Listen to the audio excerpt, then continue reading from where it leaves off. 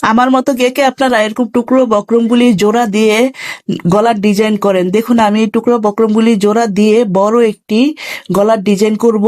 আমার লং গলা হবে এটা ডিজাইনার। দেখুন আমি শিখে রাখুন, আপনারা আপনাদেরও খুব উপকারে আসবে। গলাটা কিন্তু খুবই সুন্দর।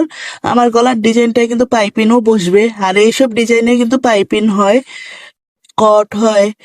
তো আপনারা শিখে রাখুন। আমি কিন্তু গলাটা 5 নিছি, তারপরে মাঝখানে একটু ডিজাইন করব, তারপরে নিচে লং যাবে। তো নিচে ডিজাইনের জন্য আমি 1.5 ইঞ্চি নিছি, আর লংটা আমি 6 ইঞ্চি নিছি। 6 ইঞ্চি নিয়ে নিচে লম্বা করে টান দিয়ে দিচ্ছি, আর হইলো 1.5 ইঞ্চিতে একটু গোল রাউন্ড শেপ দিচ্ছি। আর হইলো গলাতে তো নর্মালি গোল গলা, সেই গোল গলাটা করে দিচ্ছি। দেখুন আমি এটা পেছনে গলা করতেছি, একই বক্রম দিয়ে করতেছি। পেছনে গলাটাও আমি এই যে পেছনে গলাটাও কেটে নিলাম, যার কারণে আমার বক্রম আর এক্সট্রা ভাবে লাগলো না।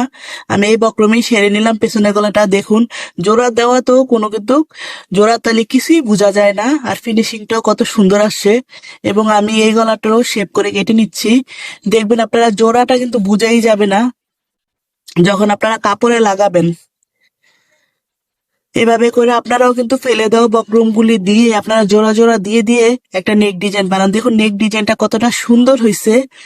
যথেষ্ট সুন্দর একটি নেক ডিজাইন। যদি ভালো লাগে অবশ্যই